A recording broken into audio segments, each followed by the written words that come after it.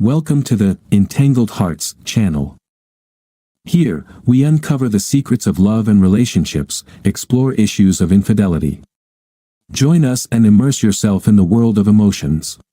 I would probably have left it alone and continued my life without her, but it was his mistake that did this. He made me act on this mistake, and whether she saw it or not, their complete disregard tore me apart. That it was obvious that Samantha, with whom I had lived for 6 years, would not be my wife for long. Part of the problem in our marriage was that I had been working too much over the past 6 months. I was in line for a serious promotion, which would come with a significant salary increase. This meant that Sam could quit her job, and we could start our family. Another problem was that Samantha is a beautiful woman, one of those breathtaking beauties who haven't learned to be a bitch when men flirt with her. Not that she flirts back, but she has a wonderful smile that sends the wrong signal. Since Sam resembles Scarlett Johansson so much, with the same beautiful face and magnificent body, just taller, men naturally gravitate towards her. For some time, I had suspicions. She worked late too often, and she had to go out of town more frequently. But the mistake on his face at their company's holiday party was undeniable evidence. I almost had to force Sam to invite me to this party, and now I knew why. Respect is an important thing in my family. By the way, my name is John Simoncelli. If you'll spare me a few minutes, I'll give you just one example. In high school, I was the best player on the school team. It was at the beginning of the season, and we were facing a team with the best chances of not letting us into the championship. The opponent's pitcher threw a fastball straight at my head. The ball missed my face but hit my helmet. I stood up and ran first. I looked at the pitcher, and he insulted me with a smirk, and then quietly said with just one mistake, "Chicken." I lunged at him and surprised him to no end. Instead of playing like in most baseball games, I hit him with my fist straight in the nose, breaking it and splattering his beautiful white uniform with blood. After that, hell broke loose. I was suspended pending a hearing on whether I would be disqualified forever. My coach looked at me with considerable disgust, but my old man stood by me when he drove me home. "I saw what that jerk did," he said to himself. "You can't let these punks disrespect you.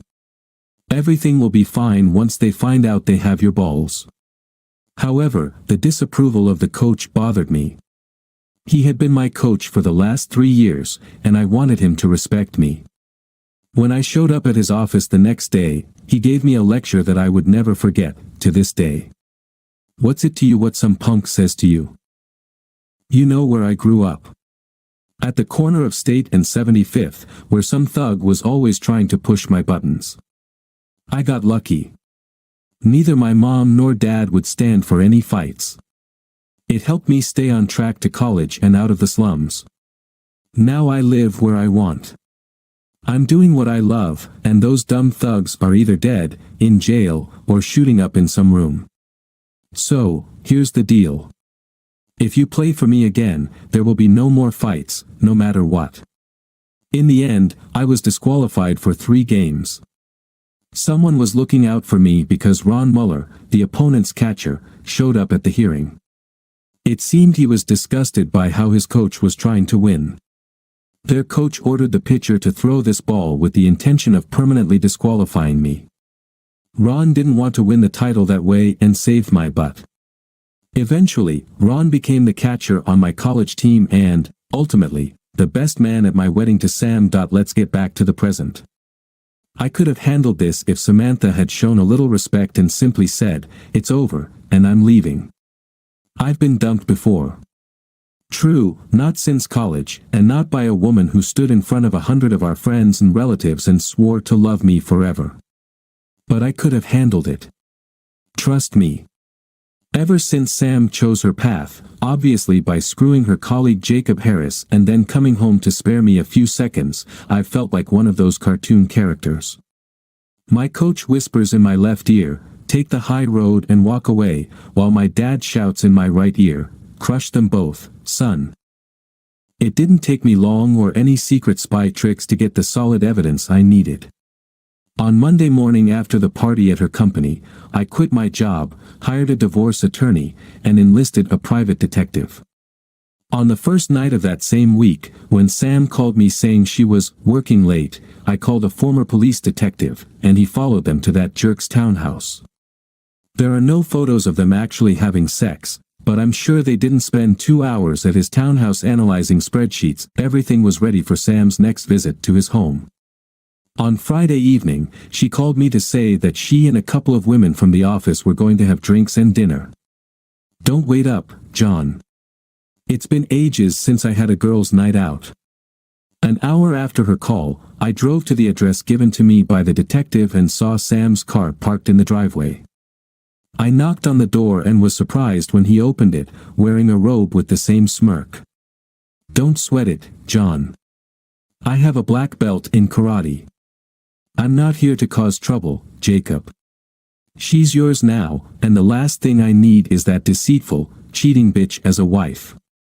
Tell Sam to come to the door so I can deliver these papers. I showed him an envelope of thick paper. Sam, come down the stairs. There's no need to hide. Sam descended the stairs in a robe, just like the jerk. I almost smiled. Sam, here are the divorce papers. Find yourself a lawyer and have them or him contact mine to arrange the settlement. Don't come home tonight or at any other time before tomorrow evening. By then, I'll have packed my things from our apartment, and you can return. Sam took the envelope as if it were radioactive. John, my parents and my brother's family were supposed to come for a late breakfast tomorrow. What should I tell them if I'm not there? No problem, Sam. Just before you came here, I emailed your brother and gave him this address. I told him that you and Jacob will be hosting your family here, not at our apartment. I assume he'll get the message in time. If not, I'll inform them of the change of venue when they come tomorrow. Goodbye. I looked at Sam. She started to tremble and cry, but then I saw it on her left hand, and I almost lost my composure. Sam, you didn't even have the decency to take off my grandmother's wedding ring when you slept with that bastard. Give it to me now. The ring you gave me is in the envelope with the divorce papers. Sam finally broke down but still took the ring off her finger. I left without saying another word that I wasn't entirely surprised when there was a knock on the door at 11 a.m. on Saturday. Perhaps her brother hadn't received my email after all. This is going to be awkward, I thought, peeking out the window and seeing Sam's family on the porch. I had no idea how awkward until I opened the door. John, we're sorry. I received your email and talked to Sam. Can we come in and talk? Over the next hour, her brother, mother, and father did everything they could to convince me that I should let Sam come home and abandon the divorce. It seemed Sam had gone to her brother's home after I left her and Jacob. She confessed everything and asked for their help. Sam knew I loved her parents, especially since my own parents moved to the Sunshine State after my father retired. They talked about counseling, forgiveness, regrets, and so on. That I spent the next hour trying to convince them that it wouldn't happen.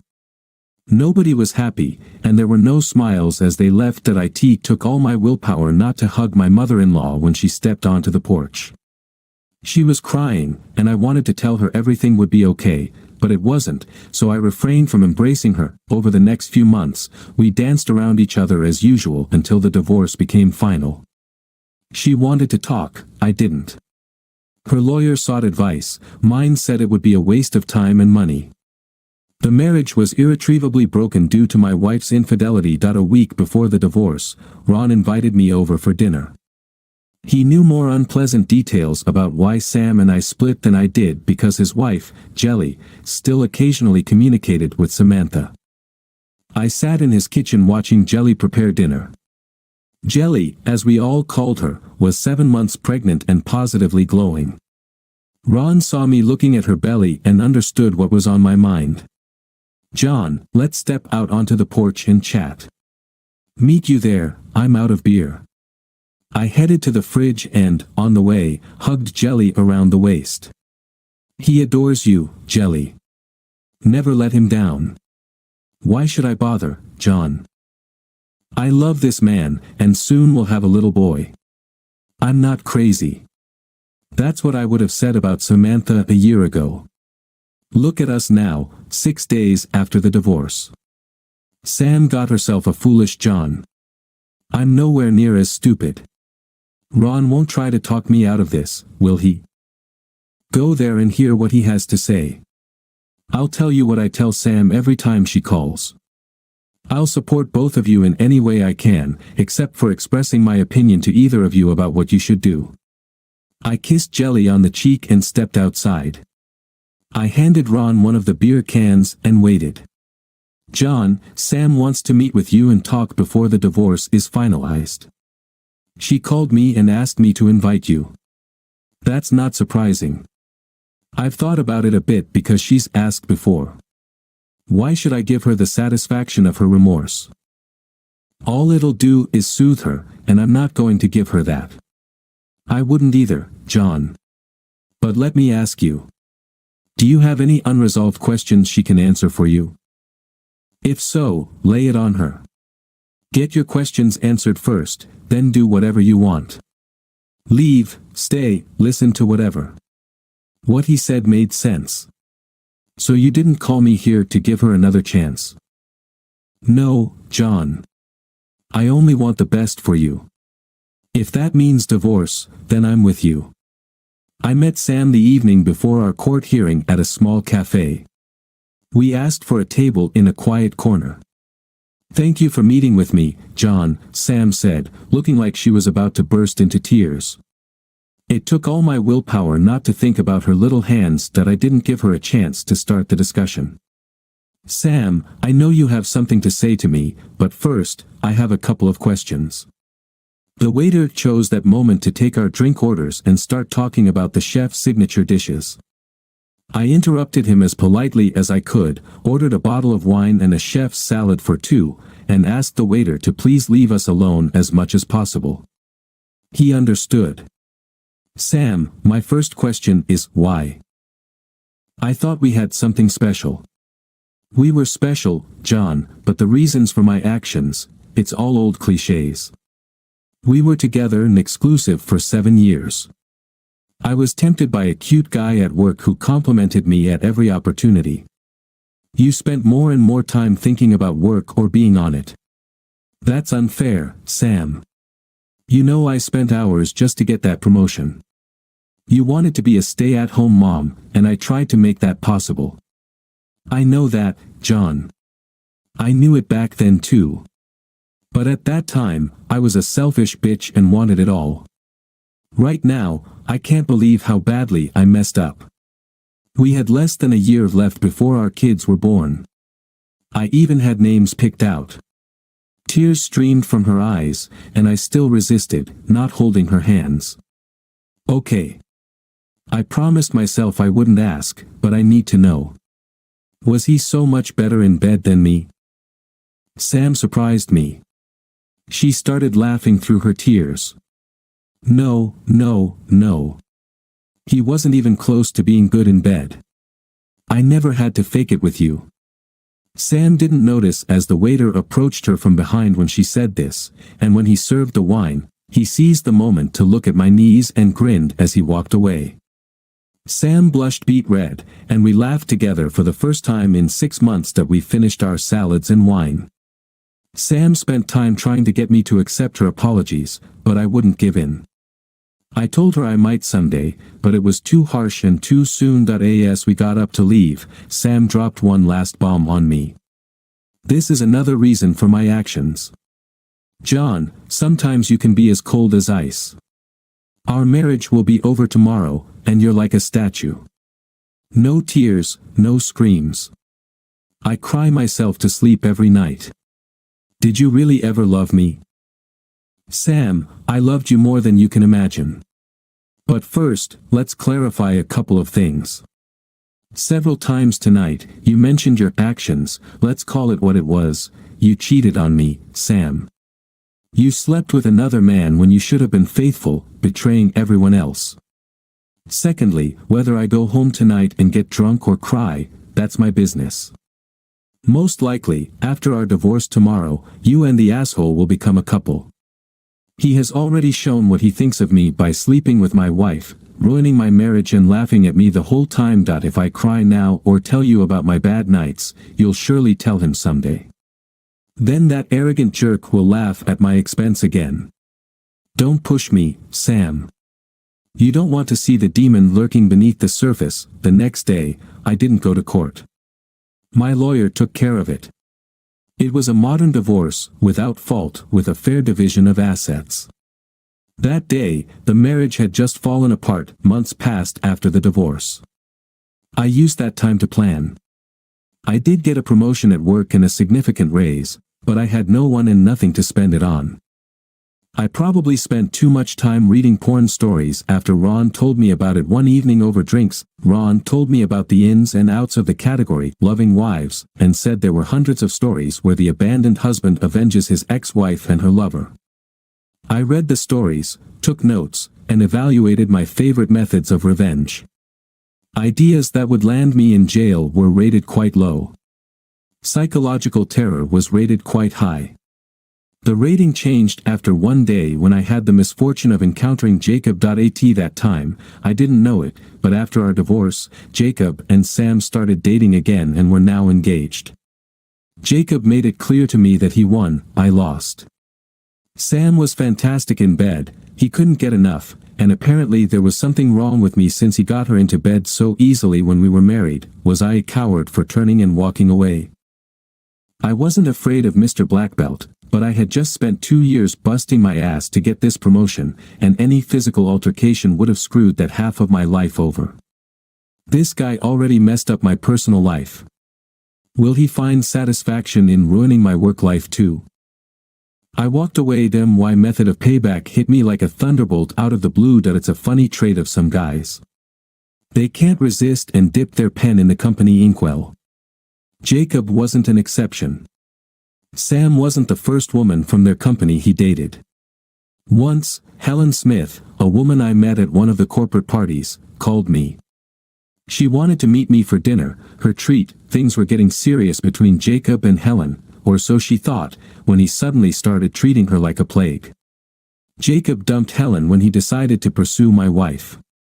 The relationship between Jacob and Helen heated up again while Sam was dealing with our divorce, but it turned cold immediately after the divorce was finalized, and Jacob and Sam became a couple again. Helen was furious, and there's no fury like a woman scorned. How could you let Jacob steal your wife without even putting up a fight? I was at that holiday party last December and saw how Jacob behaved. I was still in love with Jacob and hoped you would fight for your wife. You did nothing. Are you ignorant or just weak? This dinner invitation was Helen's attempt to toughen me up. I leaned back in the chair, took a sip of my drink, and pondered how to respond to her challenge. Helen, I'm sorry, I don't know you. I don't know how much I can trust you. Right now, trust is limited. But I can tell you I'm not weak, and someday there will be consequences. Have you ever heard the saying, revenge is a dish best served cold? Helen looked at me. Damn, I didn't think. Are you Sicilian? Correct. And if you're truly interested in some revenge, just sit tight, and one day I'll call you and ask for a favor. Nothing illegal, but very important. That evening, I returned home, and my ideas began to clarify. But could I trust Helen to keep her mouth shut? I discreetly checked with someone I could trust, and he confirmed Helen's story. Helen and Jacob were dating, and their breakup coincided with Sam and Jacob's relationship becoming public. As we talked, my source apologized for missing our initial meeting and not warning me beforehand. He kindly informed me that the company's top management was tired of the romantic drama associated with Jacob's affairs, was in the process of rewriting corporate policies regarding workplace romances, and that Jacob, according to rumors, was skating on very thin ice. During my separation and for 2 months after the divorce, I hired an escort for my sexual and social needs. Cindy Fox, I suppose that was her professional name, and I went out for dinner or shows every 2 to 3 weeks and ended up spending a couple of hours having sex in bed before she went home. It cost me a pretty penny, but as I mentioned, I had nowhere else to spend my increased salary after the promotion at work. It was my first time paying for sex, at least directly, but I didn't want to tempt myself with rekindling relationships. So Cindy became my go-to whenever I had such desires. She also became an integral part of my plans that I called Helen and told her that if she agreed, she had only two tasks. Firstly, to give me Samantha's schedule for the time when she would be out of town on business. Secondly, to approach Jacob at the right moment and ask him to meet her in a public place to sort things out. The next day, Helen called me. Sam was supposed to leave town for 3 days and nights in 2 weeks. Helen had contacted Jacob and arranged to meet him on the first evening of Sam's trip at a bar, just to have a drink and chat, but I'm sure Jacob thought it might be the last time he'd see Helen. Cindy laughed when I explained the first part of my plan, but I truly shocked her when I outlined the second part. Cindy, have any of the women who do what you do ever contracted a social disease? I'm not talking about deadly things like AIDS, I'm talking about curable things like gonorrhea. Of course, it happens, but rarely. Most girls insist on condoms. I know a couple who have sex without a condom, but they try to be careful and charge double for that privilege. There were a couple of girls who had to get treated. Could you do me a favor, please? Let me know when one of the girls has something extra. I'll pay her for sex without the rubber, and I'll pay you the same as for your search. Are you kidding me? You want to give this guy something? Nothing deadly, just something to ruin his wedding night. Everything was set for part 1. Cindy told me the details later that evening. She was sitting in the bar, sipping her cocktail, when Jacob walked in and sat down next to her. They exchanged smiles, and Jacob ordered a scotch. Cindy was dressed in a regular business suit and looked very professional, not that professional. Jacob's mobile phone rang almost immediately. Of course, Helen, I understand. I hope your mom gets better. Jacob hung up and immediately turned to Cindy. Hi, I just got dumped because my girlfriend's mom got sick. Can I buy you another? Cindy grinned broadly at Jacob.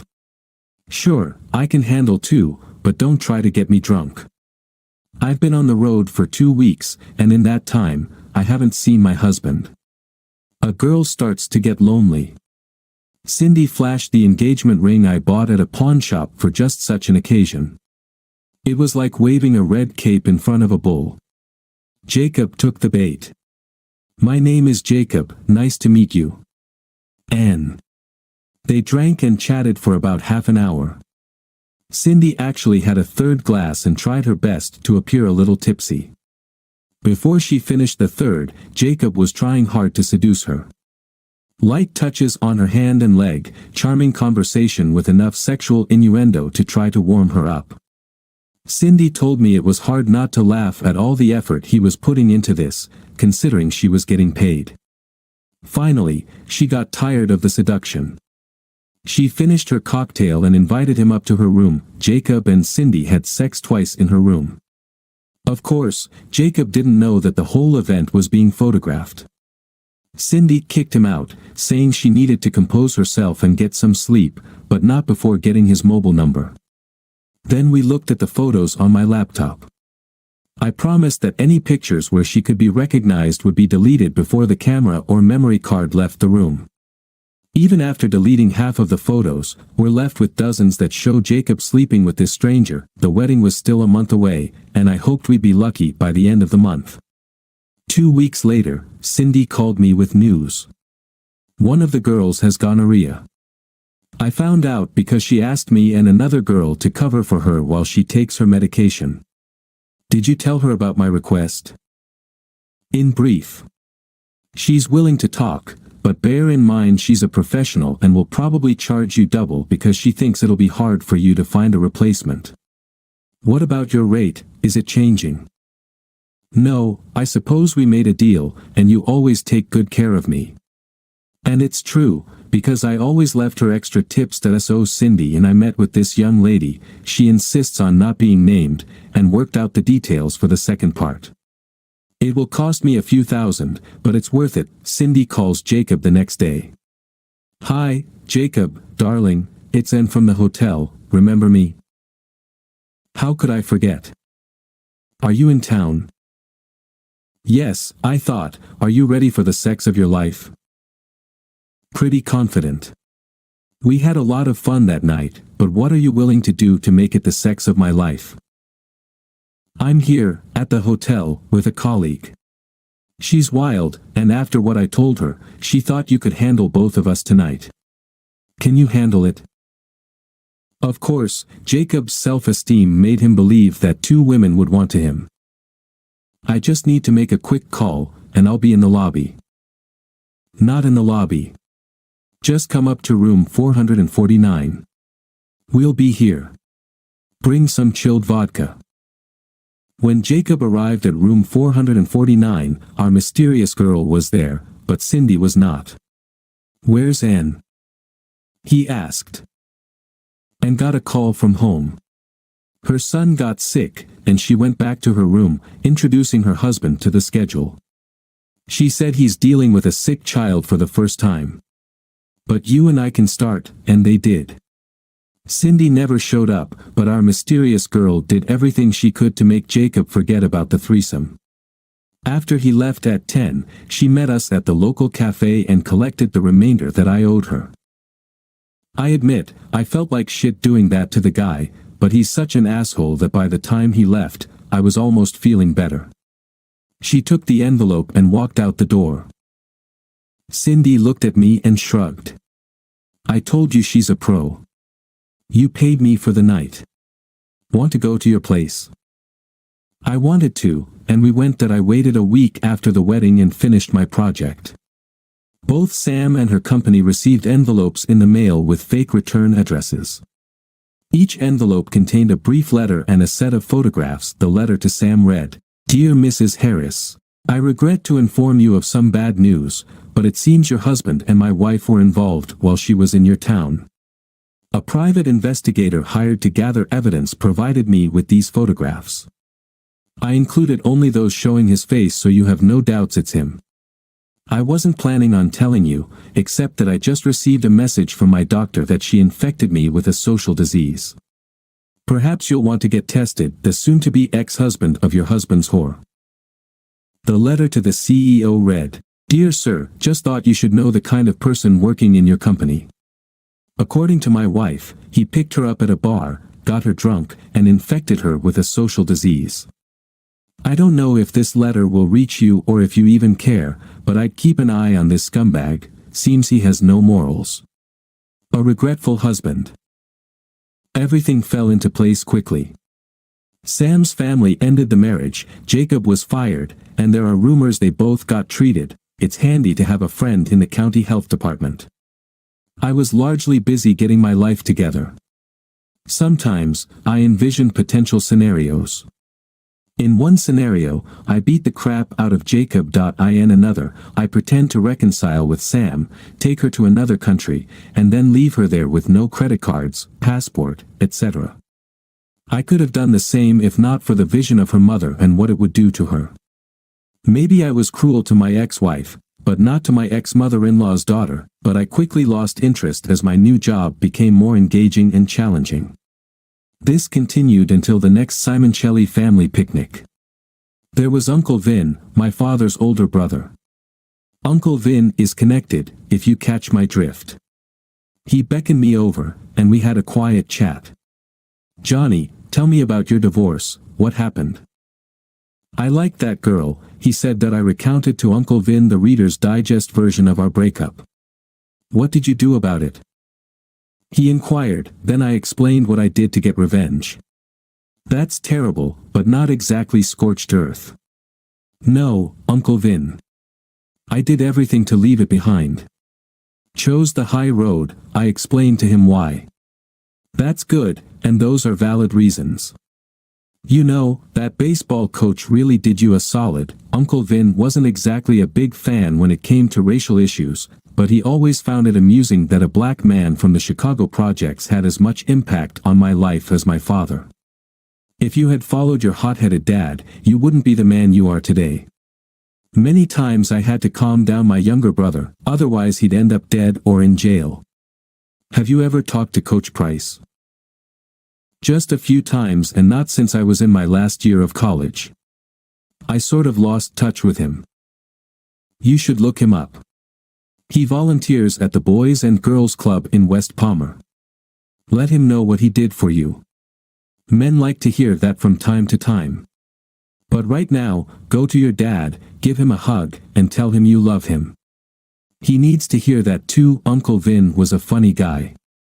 I've heard many people are afraid of him, but around me, he always acted like a teddy bear. That I did go see Coach Price, and he convinced me to start volunteering at the club. I even started dating his niece, a beautiful woman, but that's another story, under the romance category. In other words, no drama, just love. And one last thing. On my 30th birthday, I received a birthday card from Uncle Vin. It simply said, "Happy birthday, nephew." Nobody messes with the Simon Kellis. It seems a certain Jacob Harris was found last night in an alley behind the bar he frequents. He was a victim of a robbery. Nothing life-threatening, but he had a broken nose, several fingers and ribs, and 2 severely swollen testicles. I guess his black belt must have stayed home that night. Thank you for making our channel a part of your story. Keep unraveling the knots of love with us and immersing yourself in the world of unique emotions. See you soon on Tangled Hearts.